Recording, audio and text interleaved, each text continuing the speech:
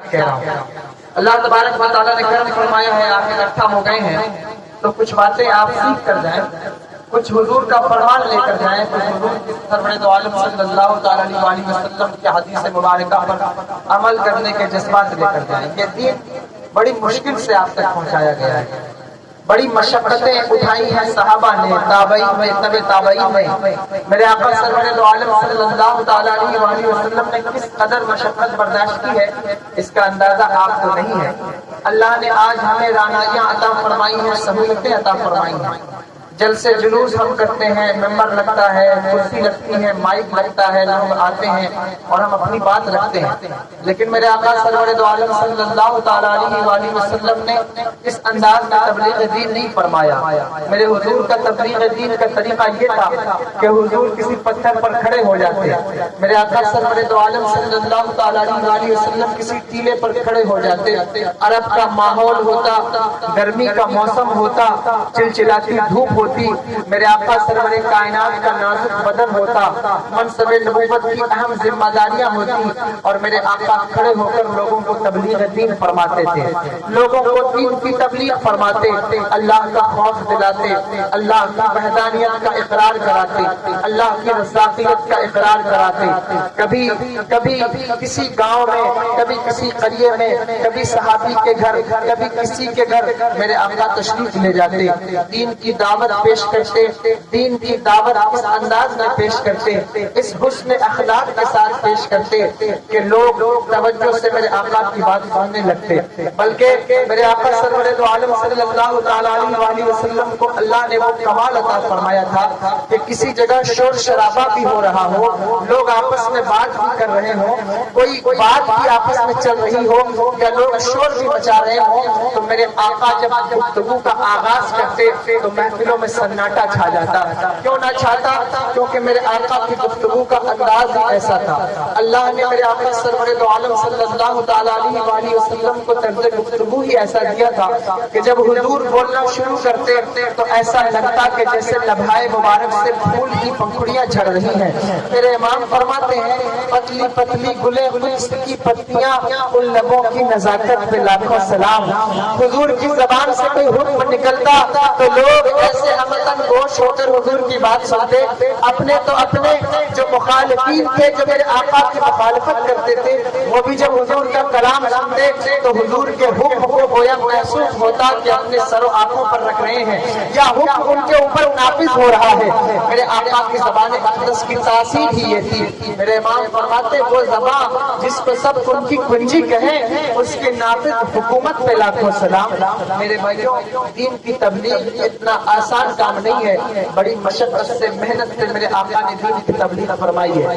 آج جب آپ کسی جلسے میں اکٹھا ہوتے ہیں، جب کسی محفل میں اکٹھا ہوتے ہیں اور وہاں آپ کے لیے کھانے کا انتظام بھی ہوتا ہے، بیٹھنے کے لیے شامیانے کا انتظام بھی ہوتا ہے، وہاں آپ کے لیے قالین بھی ہوتی ہے، مائک بھی ہوتا ہے، خطبہ بھی ہوتے ہیں، ایک کے بعد ایک آپ کو ہنساتے بھی ہیں، بہلاتے بھی ہیں کہ سامعین کا دل اچاٹ نہ ہو جائے۔ یہ جو لطیفے کہے جاتے ہیں یا یہ جو بات اسٹیج سے کبھی کبھار کہہ دی جاتی ہے، لوگ سمجھتے ہیں کہ محفل میلاد میں یہ بات نہیں ہونی چاہیے، ہم بھی اس کے قائل ہیں کہ بلا شبہ محفلوں میں یہ بات نہیں ہونی چاہیے، حضور کا ذکر ہونا چاہیے، لیکن آپ کبھی اندازہ لگائیے کہ محفل میں جو شخص آپ سے واز کرتا ہے، خطاب کرتا ہے، وہ آپ کو ہنسانے کی کوشش اس لیے کرتا ہے تاکہ آپ کا دل محفل میں لگا رہے، آپ کی طبیعت محفل میں لگی رہے، آپ حضور کا فرمان سنتے رہیں۔ یہ آسائش آپ کے لیے آج اکٹھا کی گئی ہے۔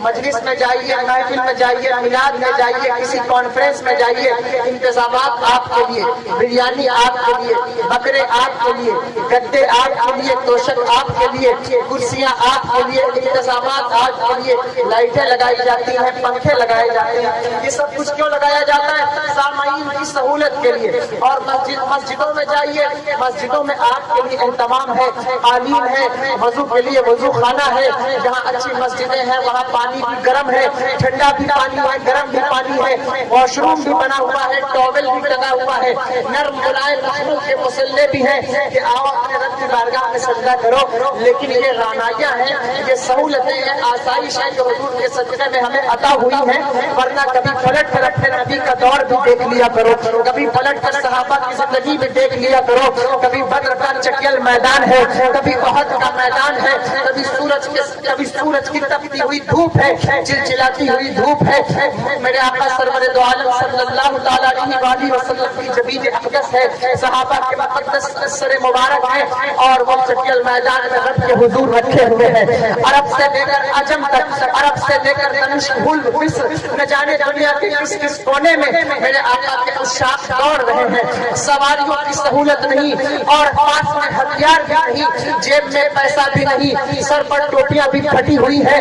یاد کرو تاریخ بدر اور یاد کرو بدر میں شریک ہونے والے صحابہ کی تاریخ۔ میرے حضور کے 313 غلام تھے، کوئی ہزاروں کا مجمع نہیں تھا، کوئی لاکھوں کا مجمع نہیں تھا، 313 غلام ہیں میرے آقا کے، اور ان 313 غلاموں کے پاس سب کے پاس گھوڑے نہیں ہیں، 2 گھوڑے ہیں اتنی بڑی جماعت میں، چند اونٹ ہیں، 2-4 تلواریں ہیں، چند بچیاں ہیں، تلواریں بھی صحیح سلامت نہیں ہیں، کسی کا دستہ ٹوٹا ہے، کسی کی نوک ٹوٹی ہے، سروں پر ٹوپیاں بھی سلامت نہیں، پیروں میں چپلیں بھی سلامت نہیں۔ لیکن نبی کے عاشقوں کا مزاج بھی کبھی دیکھو، حضور کے غلاموں کا طریقہ بھی کبھی دیکھو۔ اللہ نے تمہیں بڑی آسائش دی ہے، اللہ نے تمہیں بڑی سہولت دی ہے، اللہ نے تمہیں بڑی جو ہے وہ تمنگری بھی دی ہے، سرمایہ بھی دیا ہے، لیکن اس کے باوجود بھی دین کی خدمت کا جذبہ نہ پیدا ہو سکے، اس کے باوجود بھی حضور کے دین سے محبت نہ پیدا ہو سکے، اس کے باوجود بھی تبلیغ دین میں چند قدم چل نہ سکو، اس کے باوجود بھی رب کی بارگاہ میں سجدے نہ کر سکو، تو میرے بھائیوں کبھی اپنے آقا کے غلاموں کا تذکرہ چھیڑا کرو، میرے آقا کے غلاموں کی تاریخ یاد کیا کرو۔ 313 لوگ جن کے پاس ہتھیار بھی نہیں، جن کے پاس سواریاں بھی نہیں، جن کے پاس کھجور بھی نہیں، رمضان کا دن ہے، جس کھجور کی گٹھلی کو چوس کے سحری کرتے ہیں، اسی کھجور کی گٹھلی کو چوس کے افطار کرتے ہیں، لیکن عاشقی کی کیا کیفیت ہے، عشق کا کیا عالم ہے۔ حضور کے پیچھے پیچھے بدر کے میدان کی طرف نکل پڑے اور نعرہ کیا لگاتے ہیں، جو جان مانگو تو جان دیں گے، جو مال مانگو تو مال دیں گے، مگر یہ ہم سے کبھی نہ ہوگا کہ نبی کا جاہ و جلال نام پہ جا پیتا، بس ایک جہاں تو جہاں پیتا، تو جہاں سے بھی نہیں جی بھرا، کروں کیا کروڑوں جہاں نہیں۔ حضور کے غلام حضور کی مائیت میں نکل رہے تھے، کسی یہودی نے روک کے پوچھ لیا، اور نبی کے عاشقوں کہاں جا رہے ہو؟ کہنے لگے جنگ کے لیے جا رہے ہیں۔ کہا کس سے جنگ کرنے جا رہے ہو؟ کہا اپنے نبی کے مخالفین سے، کفاروں سے کفار سے جنگ کرنے جا رہے ہیں۔ کہا کتنی بڑی تعداد ہے کفار کی، کچھ معلوم بھی ہے؟ کہنے لگے 1000 کا لشکر ہے۔ کہا تمہاری تعداد کیا ہے؟ کہا 313 کی تعداد ہے۔ کہا جنگ تو ہتھیار سے لڑی جاتی ہے، جنگ تو تیر اور کمان سے لڑی جاتی ہے، جنگ تو تلواروں اور بھالوں سے لڑی جاتی ہے، تمہارے پاس تو کوئی تلوار نہیں ہے، تمہارے پاس تو کوئی نیزہ نہیں ہے، کن چیزوں سے جنگ لڑو گے؟ صحابہ کو خیال بھی نہیں تھا کہ ہمارے پاس تلواریں نہیں ہیں، کسی نے یاد دلایا کہ تلوار نہیں ہے تو پھر یاد آیا کہ ہمارے پاس تو تلوار بھی نہیں ہے۔ عاشقی کا وہ عالم تھا کہ صحابی حضور کے قدموں کو پکڑ کر مچل گئے۔ کہا یا رسول اللہ جنگ تو تلوار سے لڑی جاتی ہے، ہمارے پاس تو جنگ کے لیے تلوار بھی نہیں ہے۔ میرے آقا نے کیا ارشاد فرمایا؟ کہا جس کے پاس تلوار نہ ہو تو کھجور کی ٹہنیاں توڑ لے۔ خدا کی قسم جو کام کفار کی تلواریں کریں گی اس سے لاکھ گنا زیادہ اللہ ان کھجور کی ٹہنیوں میں طاقت عطا فرمائے گا۔ کھجور کی ٹہنیوں کو لہرایا تو اللہ نے اسے تلوار بنا دیا۔ یہ عاشقی کا عالم ہے۔ جب کوئی عشق مصطفیٰ میں نکلتا ہے، جب کوئی عشق نبی میں نکلتا ہے، جب کوئی نبی کی سنتوں پر عمل کے جذبے سے نکلتا ہے، جب کوئی دین پھیلانے نکلتا ہے، تو پھر اس کی کیفیت یہ نہیں ہوتی کہ اس کے ہاتھ میں تلوار ہے یا کھجور کی ٹہنیاں ہے۔ اگر دین کی تبلیغ کا جذبہ تمہارے اندر ہے تو لوگوں کی تعداد نہ دیکھا کرو، مجمع کا مزاج نہ دیکھا کرو۔ اگر دین کی تبلیغ کا جذبہ تمہارے اندر ہے تو غریبی اور امیری کے تقاضے نہ دیکھا کرو، اونچ اور نیچ کے مسائل نہ دیکھا کرو، بلکہ یہ دیکھا کرو اللہ نے تمہیں عشق نبی عطا فرمایا ہے، اور جو عاشق رسول ہوتا ہے اگر وہ کسی مجمع میں کھڑے ہو کر اعلان حق کر دے اور حق کا اعلان کر دے تو خدا کی قسم اگر لوگ قبول نہ بھی کرے تو اللہ کی مخلوق ان کی تعریف کرتی ہے۔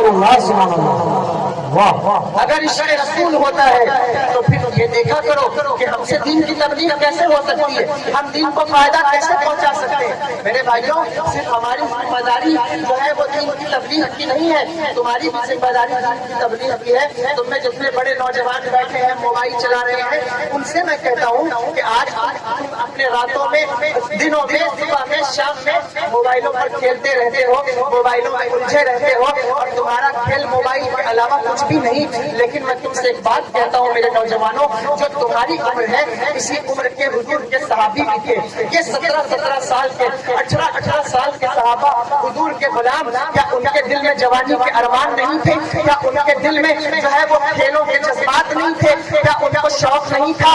لیکن حضور کی غلامی نے سب کچھ قربان کر دیا، بلکہ یہاں تک کہا جاتا ہے حضور کے ایک صحابی تو حضور کی بارگاہ میں حاضر ہوئے، رنگ کالا تھا، حبشہ کے تھے، کالے رنگ کے تھے، سیاہ رنگ کے تھے، رنگ کالا تھا، حضور کی بارگاہ میں حاضر ہوئے تو میرے آقا سرور دو عالم صلی اللہ تعالیٰ علیہ وسلم نے ارشاد فرمایا، اے میرے پیارے غلام، تو نکاح کیوں نہیں کر لیتا؟ نکاح کیوں نہیں کر لیتا؟ حضور کے مقدس صحابی کا دل دکھ گیا کہ حضور، یعنی دل پہ چوٹ لگی، کہنے لگے حضور آپ نکاح کے لیے کہہ رہے ہیں، میں تو اتنا کالا ہوں، غریب ہوں، میرے پاس کوئی سرمایہ بھی نہیں، یا رسول اللہ مجھے اپنی بیٹی کون دے گا؟ مجھے اپنی بیٹی سے میرا نکاح کون کرے گا؟ نوجوانوں سے خصوصی خطاب کر رہا ہوں، آج جو چند بچیوں کے پیچھے بھاگنے والے نوجوان ہیں، کبھی اپنی گرل فرینڈ کے پیچھے بھاگنے والے نوجوانوں، کسی قوم کی، کسی انسان کی بیٹی کے پیچھے بھاگنے والے، حسن کے پیچھے بھاگنے والوں، جمال کے پیچھے بھاگنے والوں، میں تمہیں دعوتیں کر دیتا ہوں، حضور کے مقدس صحابی سے حضور نے کہا نکاح کیوں نہیں کرتا؟ کہا یا رسول اللہ میں کالا ہوں، حبشہ کا ہوں، مجھے کون اپنی بیٹی دے گا؟ حضور کا دریائے کرم جوش میں آ گیا، حضور کا دریائے کرم جوش میں آ گیا۔ میرے آقا کی شان کیا ہے؟ حضور جس کو جو چاہے عطا فرما دے، جہاں پانی عطا کرتے، بھری جنت ہبا کرتے، نبی مختار کل ہے، جس کو جو چاہے عطا کرتے، جہاں میں ان کی چلتی ہے وہ دم میں کیا سے کیا کرتے، زمین کو آسماں کرتے، سریا کو سرا کرتے۔ میرے امام تاج الشریعہ فرماتے ہیں، ہوا میں اڑنے والے یوں نہ اترائے ندا کرتے۔ میرے آقا کی شان یہ ہے کہ وہ جب چاہے، جسے چاہے اسے فرما کرتے۔ کہ میرے صحابی کا دل دکھ گیا،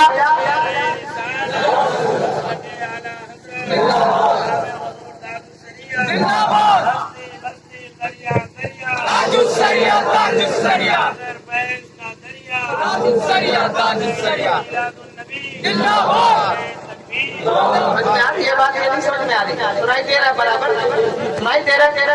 حضور کا دریائے کرم جوش میں آ گیا، حضور نے کہا میرے صحابی تو اس بات پر پریشان ہے کہ تجھے اپنی بیٹی کون دے گا؟ جا مدینے میں جو سب سے خوبصورت بیٹی کا باپ ہے اسے جا کے پیغام نکاح دے دے اور کہہ دے کہ مجھے تیرے نبی نے بھیجا ہے۔ مدینے میں جو سب سے زیادہ حسین و جمیل عورت تھی، سب سے حسین و جمیل دوشیزہ تھی، اس کے باپ کے گھر کی طرف بھیجا اور کہا جا کہہ دینا نبی نے کہا ہے کہ اپنی بیٹی کا ہاتھ وہ تجھے دے دے۔ صحابی رسول سے خوشی خوشی، وہ دوپہر کا وقت تھا، دوپہر میں مدینے کے لوگ آرام کرتے تھے، وہ اس صحابی کے گھر تشریف لے گئے، وہ بھی حضور کے غلام تھے۔ انہوں نے دروازہ کھٹکھٹایا، صحابی رسول باہر نکلے، سلام پیش کیا اور کہنے لگے نبی نے آپ کی بیٹی کے لیے پیغام نکاح بھیجا ہے، آپ کی بیٹی کے لیے نکاح کا پیغام بھیجا ہے۔ صحابی خوش ہو گئے، انہوں نے سوچا شاید حضور نے اپنے لیے نکاح کا پیغام بھیجا ہے۔ تو صحابی کی خوشی کی انتہا نہ رہی کہ میری بیٹی حضور کی زوجہ بنے گی، میری بیٹی حضور کی غلامی میں آئے گی، تو ان کی خوشی کی انتہا نہ رہی۔ لیکن انہوں نے آگے کہا کہ حضور نے میرے لیے آپ کی بیٹی کا ہاتھ مانگا ہے۔ جب انہوں نے اتنا سنا تو باپ کو باپ ہوتا ہے، بلا شبہ نبی کے غلام تھے، لیکن دل میں یہ خیال گزرا کہ میری بیٹی تو حسین و جمیل ہے، وہ تو عرب میں سب سے، یہ تو مدینے میں سب سے خوبصورت ہے، پتہ نہیں میری بیٹی کو یہ انسان قبول ہوگا یا نہیں قبول ہوگا۔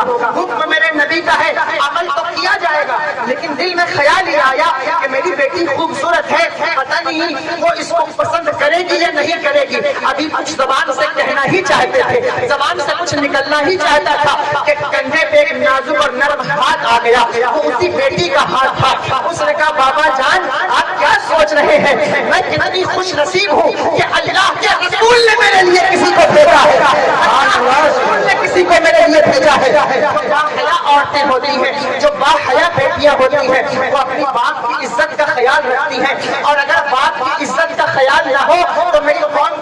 بیٹیوں اپنے نبی کی عزت کا خیال تو کیا کرو. جب میں گاؤں میں سنتا ہوں کہ کسی کی بیٹی کسی کے ساتھ چلی گئی, جب میں سنتا ہوں کہ کسی کی بیٹی کسی کے ساتھ بھاگ گئی, باپ کا سر نیچا کر دیا, بھائی کا سر نیچا کر دیا, بہن کا سر نیچا کر دیا, ماں کی آبرو خاک میں ملا دی, جو ہے وہ معاشرے کی عزت خاک میں ملا دی. میں سوچنے پہ حیران ہو جاتا ہوں, اگر تجھے اپنے باپ کا خیال نہ تھا, اگر تجھے اپنی ماں کا خیال نہ تھا, اگر تجھے اپنے بھائی کا خیال نہ تھا, تو کم سے کم اپنے نبی کا خیال تو کیا ہوتا, اپنے نبی کا خیال تو کیا ہوتا. اور یہ ہے کہ اپنی قوم کی عورتیں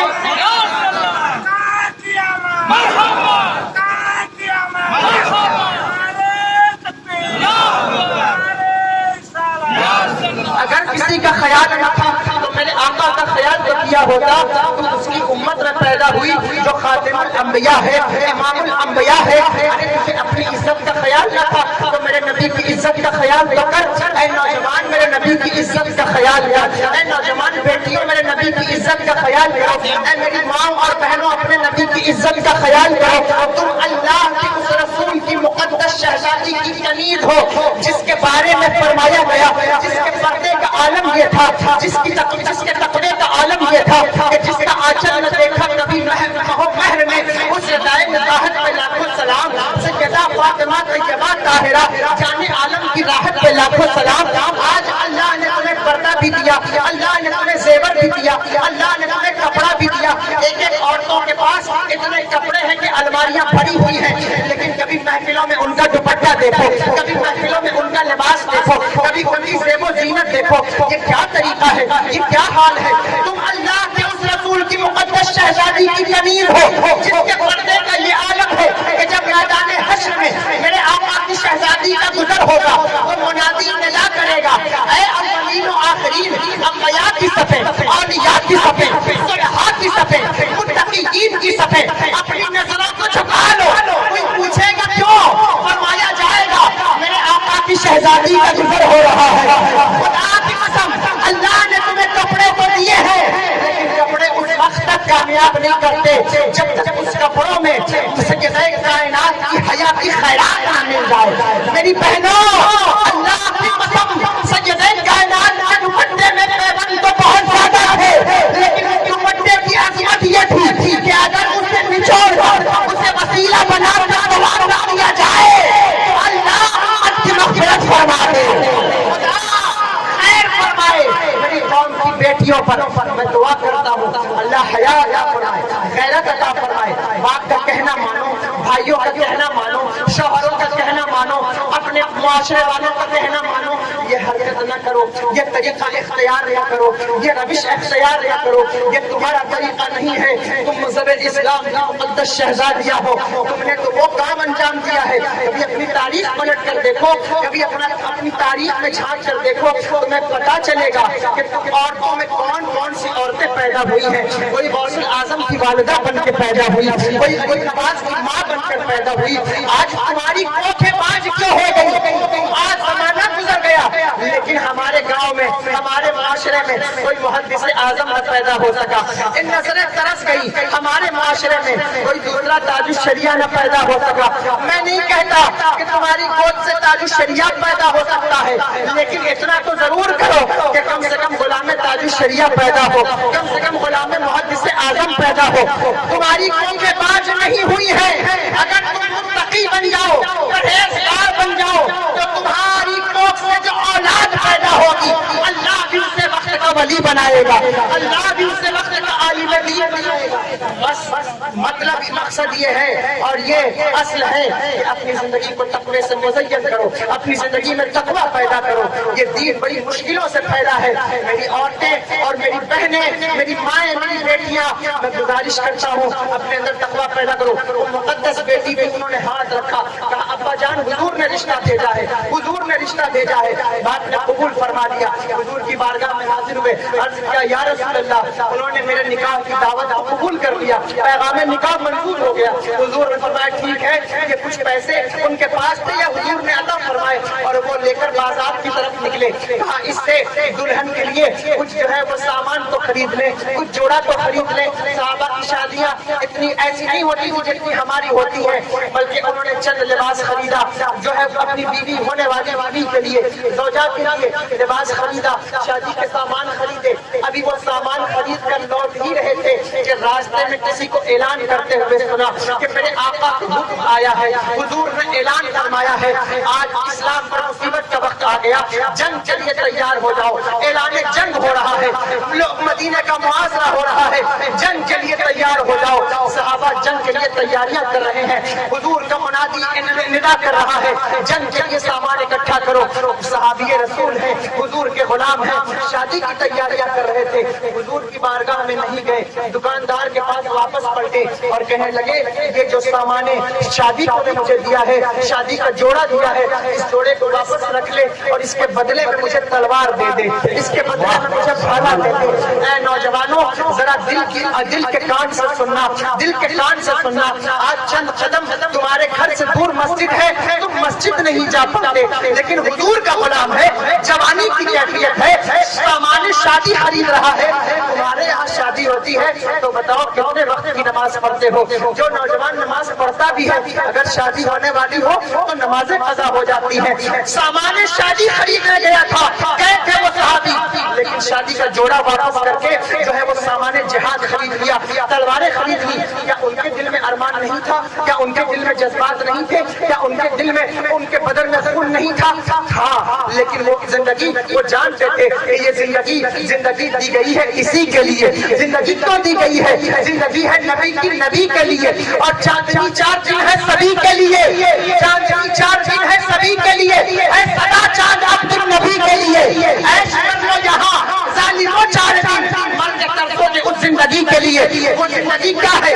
زندگی سنو میں آگے بتاتا ہوں کہ اللہ کے رسول کی بارگاہ میں اور اللہ کے رسول کے دین کے لیے جب کوئی اپنی زندگی قربان کرتا ہے, اپنے جذبات قربان کرتا ہے, اپنی خواہشات قربان کرتا ہے, تو اللہ اسے بدلہ کیا عطا فرماتا ہے. سامان جہاد خرید لیا, سامان جہاد خرید کر جنگ میں چپکے سے شریک ہو گئے. جانتے تھے اگر حضور نے دیکھ لیا تو حضور منع فرما دیں گے, مجھے جنگ میں شریک نہیں ہونے دیں گے. چپکے سے جنگ میں شہید ہو گئے. مجھے افسوس ہوتا ہے اپنے نوجوانوں پر.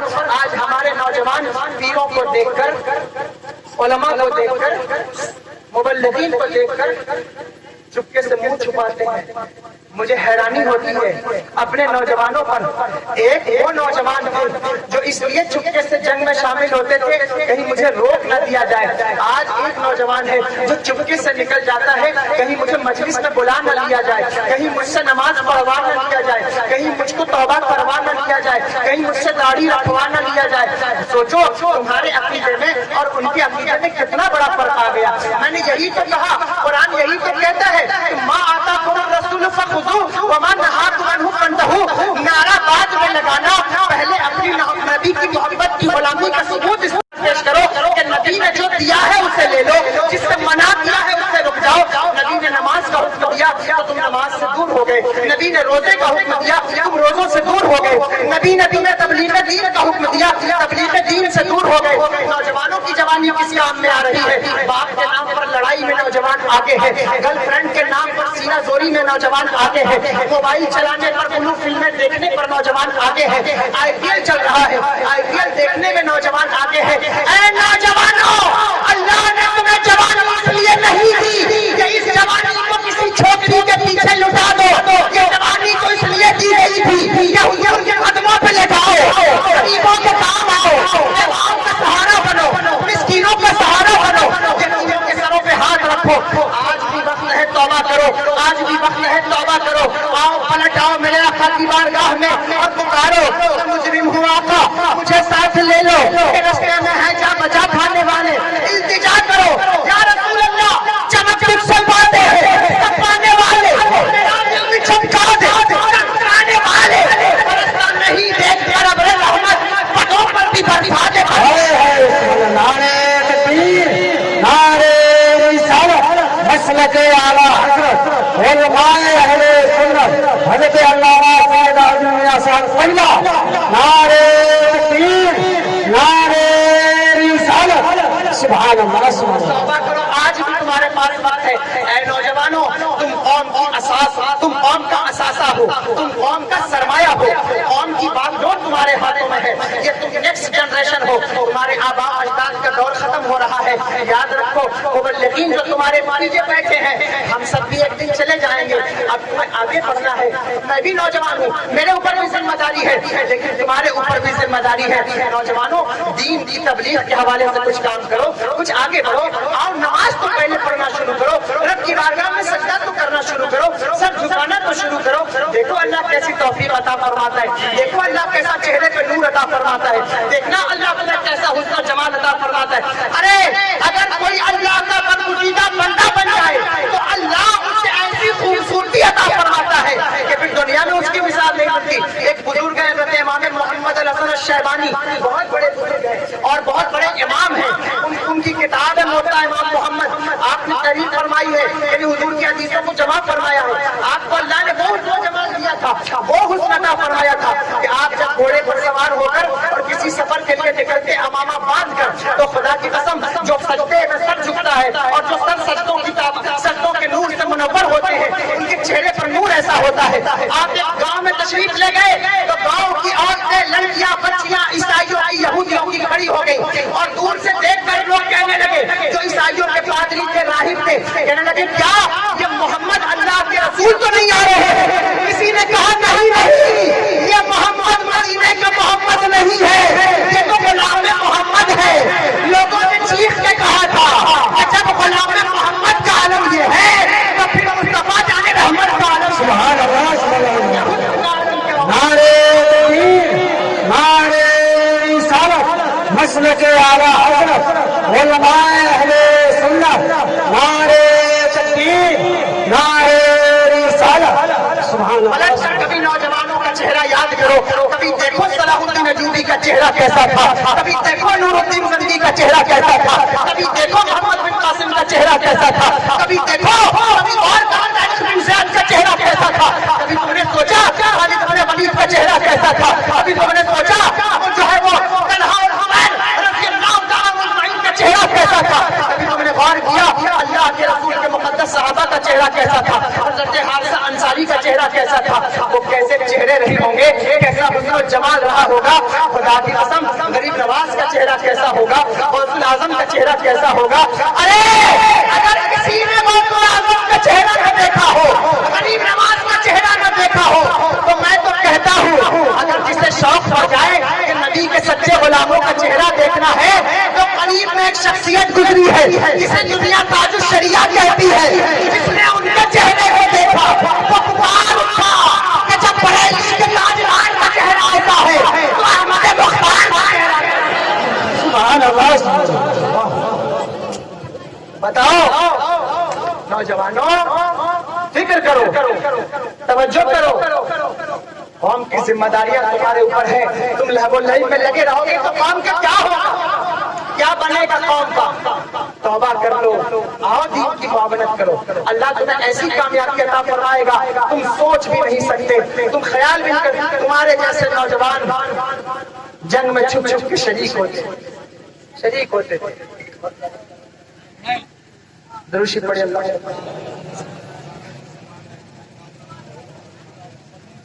بس تھوڑی دیر آخر بات کر رہا ہوں۔ انہوں نے اس صحابی رسول کے بعد جو اصل میں کر رہا تھا، وہ صحابی رسول سے چھپ کے جنگ میں شریک ہو گئے اور شریک ہو کر پھر ان کو اسی غزوے میں شہادت حاصل ہوئی، شہید ہو گئے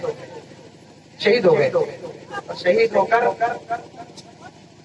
جب میرے آقا سرور دو عالم صلی اللہ علیہ وسلم کے سامنے جنازے لائے جانے لگے تو ان کا جنازہ بھی لایا گیا۔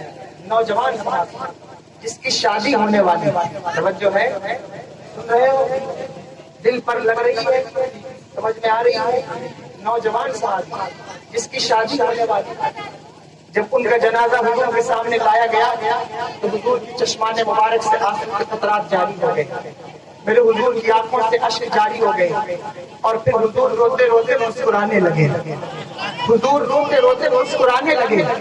اور پھر مسکراتے رونے لگے۔